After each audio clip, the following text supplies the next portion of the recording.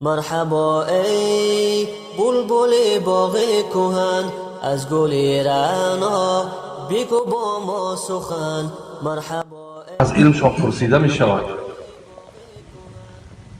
هر یک کتابی را که ما مطالعه میکنیم در اولش یک سخن زیبا صاحبای کتاب گفتند الحمدلله الذی جعلنا من الناصحین.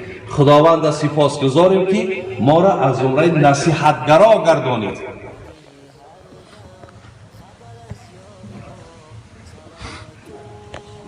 میاییم به سر حدیث برادران عزیز. 5 چیزی که ابو هریره دست حضرت داشت گو حضرت من صدقه سخن شما تو گپ زن چی مسئله است؟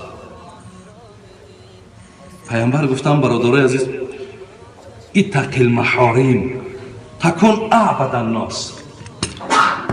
خوب داده این فقط برای ابو هریره نیست، برای همه شما است، برای هممون است. گفتن یکم هرچی خدا حرام گفته است بچم از او خودت دور کن تکن اعبد الناس. از همه مردم ده عابدترین مردم پای به عبادت دائم بودگی تو هستی. یعنی تو در مسئله عبادت خداوند رقم یکی.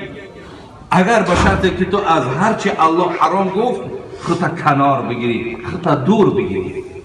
برادرای عزیز امروز من الله را سپاسگزارم که